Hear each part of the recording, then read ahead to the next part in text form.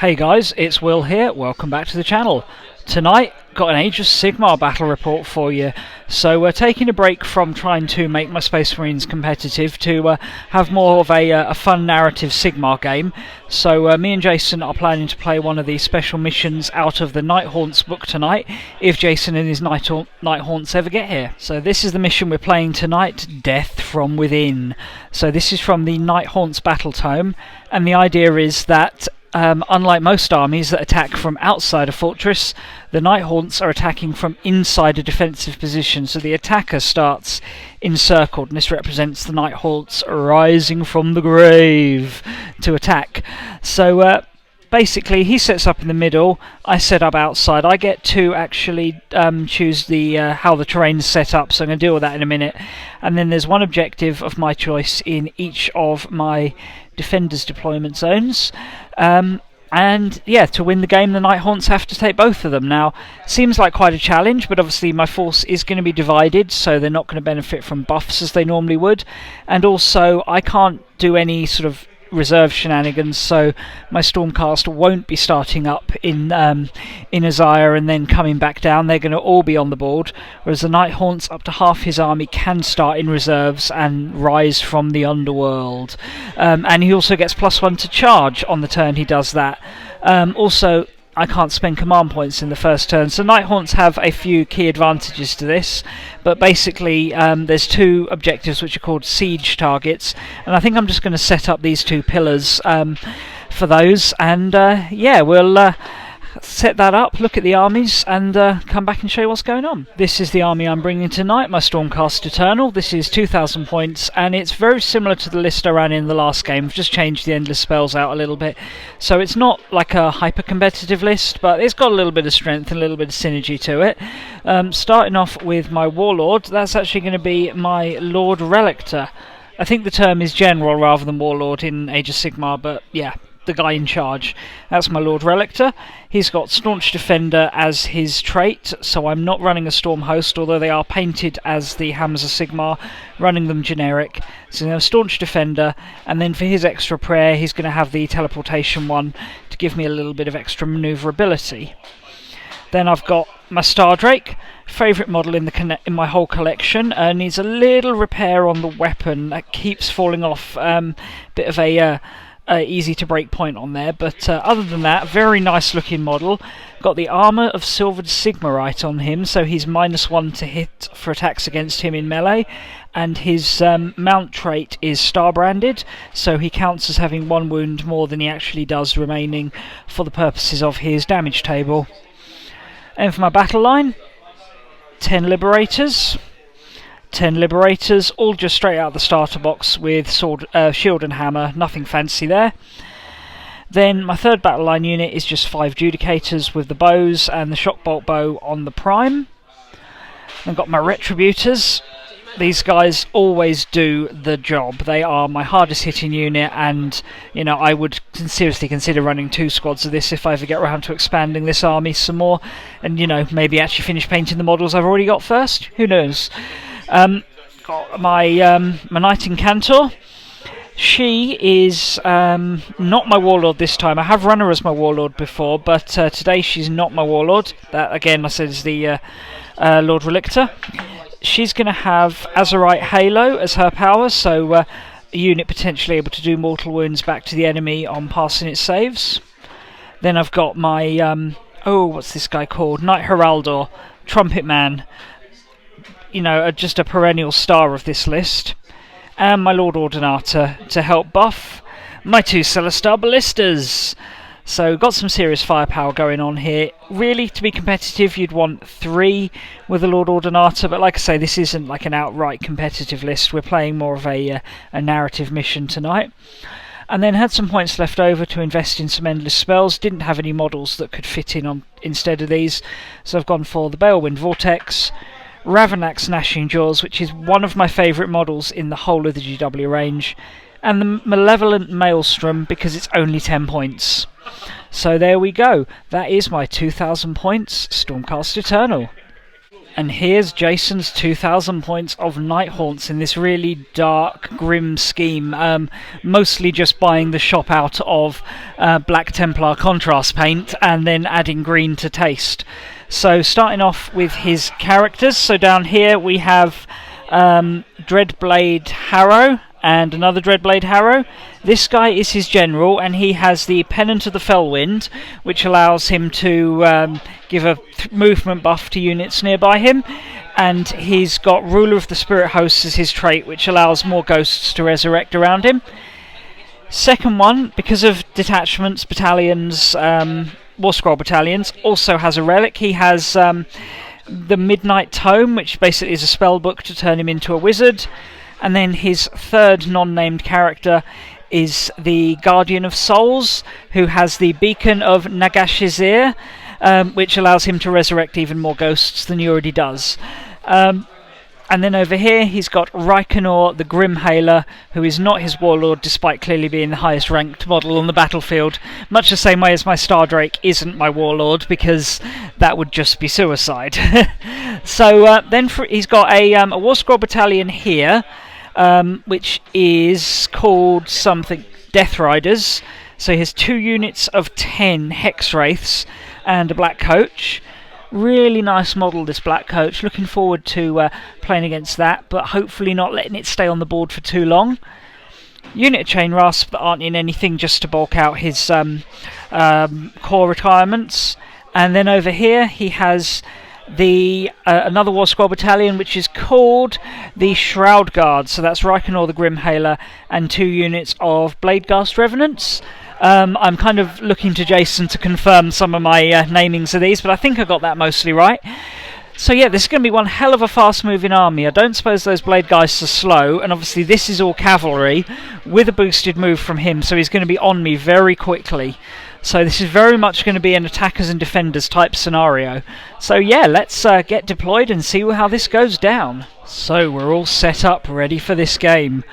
Basically the story here is that deep in the realm of Shyish, there's this ancient tomb of long dead heroes and long dead not so heroes.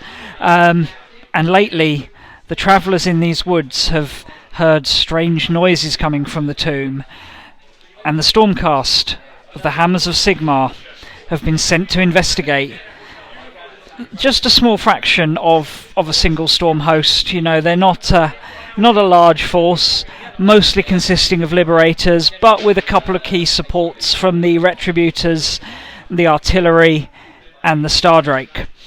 And as they've arrived, they've been spreading out to search the woods for signs of undead activity, and as they've converged on this position, a vast army of Nighthaunts has risen up from this ancient tomb. Oh, sorry, finger just went over the camera lens there. So yeah, this is like the grave site that the Nighthaunts have arisen from, and they are coming to attack the Stormcast. This is the tomb entrance under here. This doesn't have any effect in game terms, it's just a nice terrain feature we put in the centre of the Nighthaunt's deployment zone. And then these 2 pillars here, this one over here and this one over here, they are the ancient power pillars that can control the opening and closing of the tomb, and the Stormcast need to hold at least one of those for the whole game to close the tomb. Essentially, to win the game, Nighthaunts have to claim both of these objectives. You claim an objective by being the last player to have had a unit within 1 inch of it. So Jason's deployed in the middle, we're deployed either side, so yeah, he is surrounded, but that just means he can fire in any direction. Nighthaunts get the first turn. It's a really close deployment actually. He can be up to only 12 inches away from my deployment zone. Now, I have stepped back a bit, particularly only putting my melee units to the front. Obviously you can see I've got Liberators over there and Liberators over here, Retributors, Adjudicators here, with some of my more effective buff characters over here, and my Wizard, and my Artillery, and my Dragon over here, trying to do a pincer movement. Stormcast set up first, and Jason has counter-deployed in a very interesting way. He's set everything to go against what he perceives as the weaker force. Whether that is the case or not remains to be seen, but there are You know, certainly tricks that this force can do. Staunch Defender on there is going to be a big help.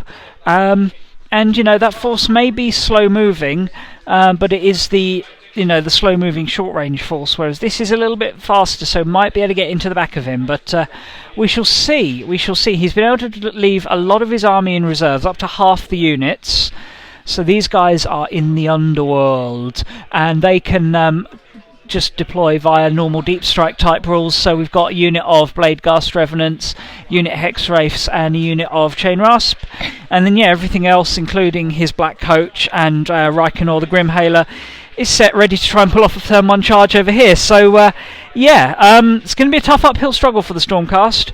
You know, the Nighthaunts are getting to basically charge us on turn 1, but he's got to claim both of these to win the game, and it's straight up 5 turns. So, without any further ado, let's go into the Nighthaunts' first turn. So, as expected, Jason left the whole of this side of my army alone, and just advanced everything up here, aiming to get everything as close as possible. Black Coach went around the trees, and he also brought on another unit of his Hex Wraiths, and one of his Bladeghast units, so the only thing he's still got in reserves is his Chain Rasp. And it was just an all-out attack. He was a little bit far back in the hero phase to do much damage. Just put a couple of what they called arcane bolts that did a couple of wounds, nothing serious to the Liberators. But then he got off so many of his charges, being close, plus the mission rule, plus his battalion rule, and some decent dice rolls. Got most of his army in. The only things that failed were the Bladeghast Revenants over here, who were going for the Retributors, and the Black Coach, which actually had the movement to get in, but it was blocked by everything because he was completely surrounding me. But the combat didn't start off too bad. You know, my defensive Master of Staunch Defender saved a lot of guys there. As you can see, I've only lost a single member of the Retributors, and before the leadership, the Liberators hadn't done too bad either. The Bladeghast took a nasty chunk out of the Liberators, did kill a couple of deaths there, but Reikenor really didn't do anything. And then my hits back weren't too bad. Like I said, I've lost 2 Judicators, but managed to put a wound on the Hex Wraiths over there from the Judicators. And the Retributors killed 3 of the Hex Wraiths and passed their leadership. But the Liberators lost 3 in fight and 3 more to leadership. So actually, I'm holding him pretty well. He has claimed that objective off me, but most of his army is now deployed, and he's a long way from that objective, so he's going to need some shenanigans to get over there. And I think just dropping Chain Rasp in isn't going to do it, because they are going to get eaten alive. But I'm in a tight spot, so we're going to have to do some tricks to get out of here, I think. But anyway, let's go on to Stormcast turn 1. So, my Lord Relictor started off my first turn in the hero phase, praying Lightning Storm onto one of the Dreadblade Harrows, the one that's the general, and that did 1 mortal wound after he'd used his Deathless Spirit save. And I also played Translocation onto my my Knight Incantor, and popped him over into these trees here, trying basically to stage an evacuation, and he came first because he can do mortal wounds, which is really useful. Plus, he wasn't going to do much in the actual fight. Other than that, I got my Bellwind Vortex up, but then failed to cast anything else. But that's fine. We should have a little bit of time before the Nighthaunts are on me. Shooting phase was largely ineffective. I did do 1 wound to these Hex Wraiths from the Knight Incantor. Knight Heraldor, blowing his trumpet at these trees. My Stardrake completely woofed. 2 Rain of Falling Stars attacks, both failed to do anything, which is a bit of a shame. And I actually forgot to fire my Judicators, forgetting, because I play so much 40k, they're in combat, but they died in the subsequent assault phase, so not great. Unfortunately, my artillery were out of range. Combat didn't go so badly. The rest of the big unit of Hex Wraiths did finish off my Judicators, but he's only killed like another 1 Liberator in the fight and another 1 from morale. and he only did a total of 2 wounds after all said and done to my Retributors, who proceeded to kill off another 3 of his Hex Wraiths, and almost put a wound on Reikenor, but he passed his saves, so yeah. But that's fine, you know, we're doing a little bit of damage, we're holding him up, he's going to have at least one more turn to fight me. You know, he can't initially start to stage the retreat and start the long march across the board into the line of sight of my artillery and through my dragon.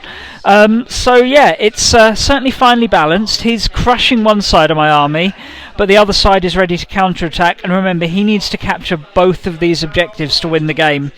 So, as we head into the second battle round, it's time to roll off. I got a 2. He got a 5, so Jason can choose if he wants to go first or second. What are you doing, mate? He's going first. So Jason started his turn by using his Guardian of Souls to bring back a whole load of these guys. A combination of his relic and his regular spell and a good roll brought back most of this cavalry unit, so that's nasty. I'm not looking forward to that.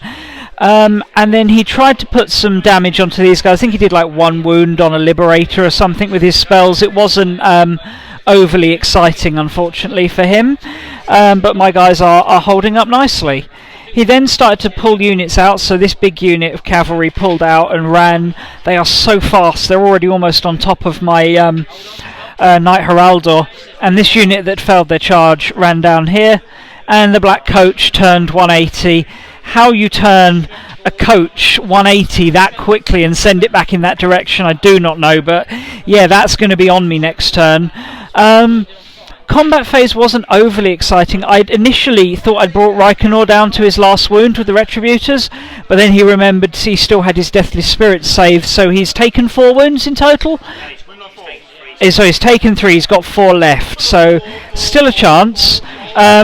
And he's almost finished off my Liberators, just the Prime holding him down there, being a bit of a nuisance. Maybe he'll even last another turn, who knows. But yeah, that was his turn. So it's time for the forces of Sigmar to strike back and strike hard. So in Stormcast turn 2, my Lord Relictor continued to aid the evacuation, this time jumping the Retributors out and down to here. He did initially try to heal one, but unfortunately he takes his 2 wounds with him. But, you know, that's not bad. We were aiming to get a charge in on the Hex Wraiths there. With that in mind, I positioned them within 6 inches of the Knight Incantor. Other than that, I managed to get off Ravanax and Ashen Jaws, which is starting to charge down the table, and hopefully will provide some sort of meaningful impediment to the Nighthaunts as they get up the board. Movement phase basically saw the Star Drake come forward, boosted by a trumpet thing from him, and not much else. Oh, I repositioned my artillery a little bit. Those 2 ballistas can do a lot of damage when they get in range. And shooting, the ballistas then didn't do a lot of damage. I did 3 wounds to the Black Coach, and killed a Hex Wraith with the Rain of Falling Stars, which again underperformed today. I'm less than pleased with how Rain of Falling Stars has gone. Also, I think I killed one of these ghosts and almost put a wound on this guy, but it was saved with the Trumpet Blast from my Knight Incantor. Knight Heraldor. Combat phase. The Lord Relictor continued the very lonely fight. The Prime... Liberator Prime was cut down by the ghosts, but the Lord Relictor has carried on the fight, and the Star Drake got in. Unfortunately, despite sending a CP, the Retributors didn't get in, but the Star Drake had a good old time of it, combine of swallowing a few of them, swatting a few with his claws, a few more dying because of the way units had been removed. So yeah, they're in a tough spot now. They actually need a morale test, I think. I don't know if ghosts take morale. I think I'm hearing they don't. He's going to pay a command point to make them pass. He has lots of command points because he's got 2 War Scroll battalions. So yeah, they're going to lock down for a turn. And I fear my dragon is now at risk of being surrounded. But the fight back only did 3 wounds to him, thanks to Armour of Silvered Sigmarite. So yeah, it's going to be a way to go before they shift him, I fear.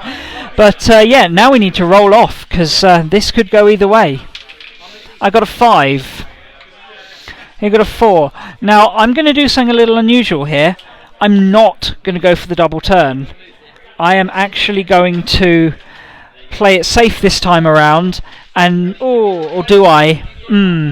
That's a tough call actually, because I could do a lot of damage. No, I need him to come just that little bit closer, so I'm going to play it safe for one turn and go for turn 2. So Nighthaunts will be up next. So turns out that was a bad decision. I wanted to get him a little bit closer to me so he'd be in range to shoot me, but I didn't want him to get this close. So started off by moving Ravenak's Gnashing Jaws and did a few mortal wounds to the Black Coach. But then, yeah, just the speed of these guys. So this Dreadblade Harrow, I knew he had it, didn't know if he was going to use it this turn, used an ability to teleport him and these guys upfield within 9 inches of my first Celestar Ballista.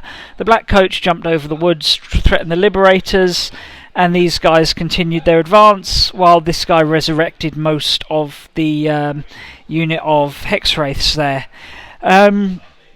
Yeah, so that was just brutal. Magic didn't do a lot, but then assaults were brutal. So the War Scroll Battalion with all the cavalry, if they roll a natural 10 for a charge, sorry, a natural 9 for a charge if there's a hero around, they get to attack before and then have their regular attacks. And both the Black Coach and the unit Hexwraiths got 2 lots of attacks. The Hexwraiths did take both rounds of attacks to take out the one Celestar Ballista, so it held them up well. If they hadn't done that, it would have held them. But yeah, that's gone. The Black Coach only killed 5 of the Liberators, but then I rolled a 6, and it's at -1 because of being a Black Coach, as being a Nighthaunt unit, so they fled. Stardrake was the only unit that really held up well, killing a nice bunch of Hexwraiths, but he's paid CP to resurrect them, to stop them running away, and I fear they're going to resurrect if I can't finish him off in my turn. Bladegasts got down and pulled off an 8-inch charge onto my Retributors, so they're gone, and the other unit of Bladegasts finished off my general. So yeah, it's kind of all fallen apart, but it is my turn now, and we have a few little tricks up our sleeve. Finally, he also brought on these guys out of reserve, so they're now camping that objective. So yeah, tough times, but you know, it's not over yet. We're going to see what we can do in Stormcast turn 3. So, started my turn by playing my trumpet at my dragon. So my little trumpeter here trumpeted the dragon, which allowed it to run and charge. Magic wasn't overly effective. I think I did 1 mortal wound to the Hexwraiths, and that was it. And I was starting to really run out of hero phase abilities and stuff that could actually affect the game. The only real movement, again, was the Stardrake. I rolled a 6 for his run move, and so he was able to shoot right up the board. And then Rain of Falling Stars did rather well. Put a little bit of damage onto this guy, a little bit of damage onto them, killed one of these, and splatted the Dreadblade Harrow. He had 3 left and took a meteorite right to the mush, so he's out of there. And that was shooting basically. Oh, and my little trumpet blast put a couple of wounds on his Knight of Shroud. No, this dude here. Guardian of Souls. That's it.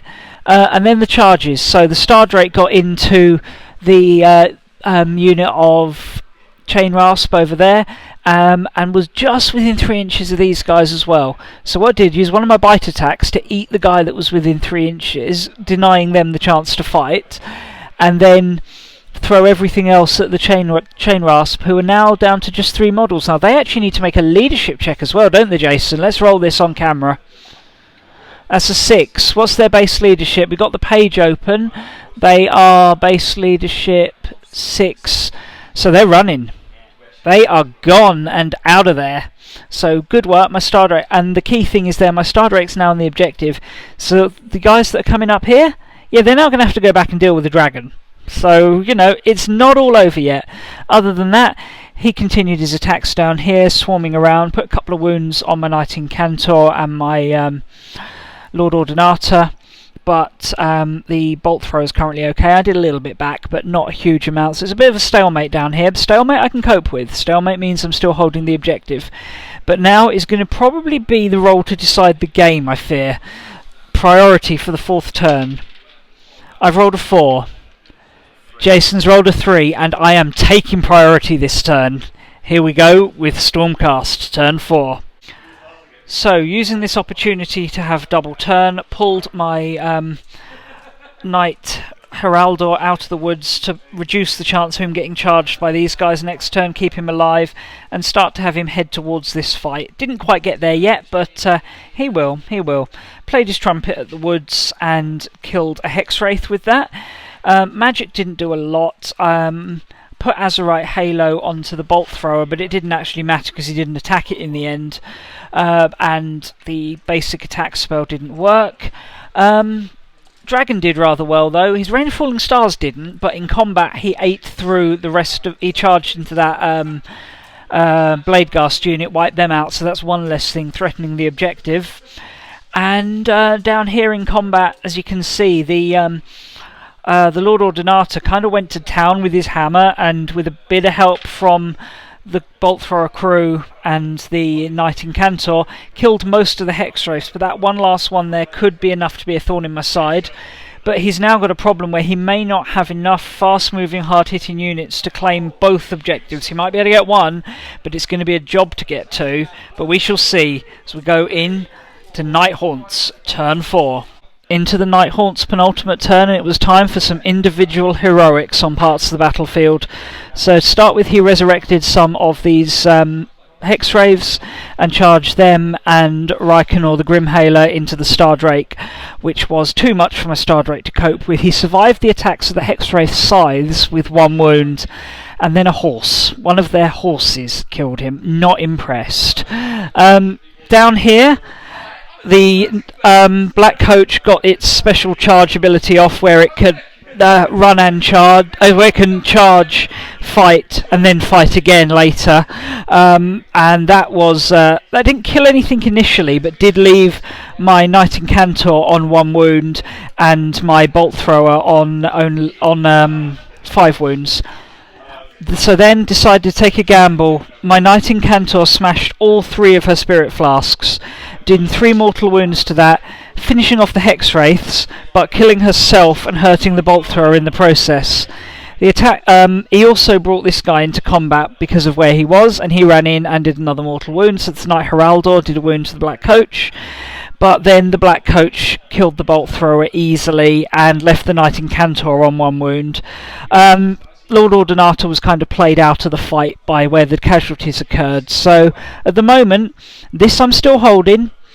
This he has now taken. There's no way I'm getting that back. So it's all going to be down to here. So let's roll off for the final turn and see how this goes. I got a 5. He got a 4. So it's going to be Stormcast first. Let's see what we can do about this damn Black Coach. So final Stormcast turn, and it was all down to can we stop the Black Coach. Nothing down here matters anymore. It's all about this.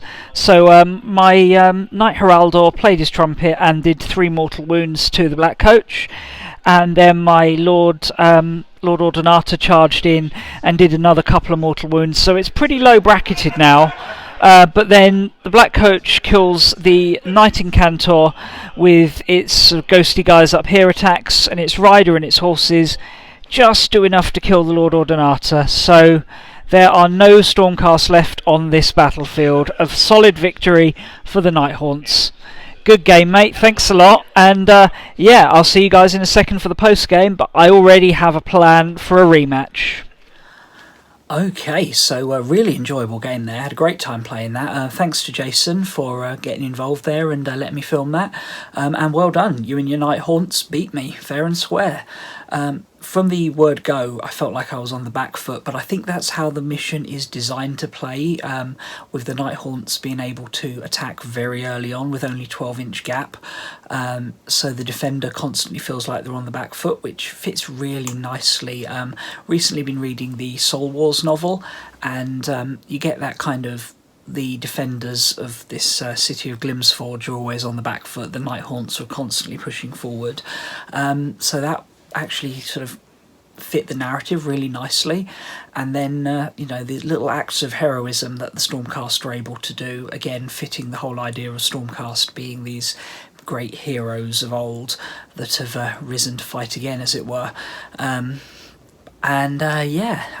were a few little brave moments there, desperate charges, random teleportations, basically one Liberator squad holding down half of his army for a couple of turns, the Star Drake running all the way across the board to intercept his cavalry and then charge the objective and grab the objective on the opposite side of the board. So yeah, really enjoyed playing that, and definitely want to do more narrative Age of Sigmar. Hopefully soon me and Jason are going to play the narrative mission from the Stormcast book. We've done the one from Nighthaunts, so you know, good chance to do the Stormcast one. His army's looking really nice, very, very fast army, both in terms of how quickly he's painted it and how it moves. Using the contrast paints that work really nicely with Nighthaunts, he's been able to put a really good looking army together for fairly minimal effort. And on the table, yeah, they just get around so quickly, and that was, I think, the ultimate key to his victory there, was how fast he could redeploy. He didn't have to split his force to attack both sides. He could hit the left and then go all the way back down to the right by the end of the game and, you know, prove victorious. So well done. Definitely pleased with how Staunch Defender worked. Giving me that extra defence meant that my Liberators could really hold down one side of the army, but they one flank, the ones that have Staunch Defender on them from the Lord Relictor, but they just don't do any damage. Liberators are they're okay on the defence and they're not overly expensive, they're just not doing the damage, which is why I am currently working on some Secretors and a Lord Arcanum, so I can bring them as a battle line choice. So that might actually give my army the ability to really do some damage from methods other than Retributors and the Star Drake. Obviously Retributors are amazing, the Star Drake is my favourite model in my entire collection, so they performed as expected. But yeah, it'd just be nice if they didn't have to carry the whole army. Anyway, hope you guys enjoyed this, and thank you very much for watching. If you haven't had a chance yet, go and check out my video on the 40k narrative campaign that I'm going to be taking part in soon. Firstly, just because it's cool and you should watch all my videos. But more to the point, looking for opinions on what army I should run in that. At the moment, there's 3 armies I might be running: my Scythes of the Emperor, my Biltan Eldar, and my Evil Sons Cult of Speed Orcs. And yeah, I want to know what army you think I should be running, so go over to that and leave a vote in the comments section there. At the moment, it's pretty close between the Orcs and the Eldar. Not many people want to see the Space Marines, probably because there's lots of Space Marines out there at the moment, because as Sam put it the other day, it's like playing 40k on easy mode, playing Space Marines at the moment. But you know, this isn't meant to be a competitive thing, this is a narrative thing, so yeah, if you want to see the Orcs or you want to see the Eldar, then let me know. Anyway, thanks a lot for watching, and hopefully I'll see you all again soon. Bye!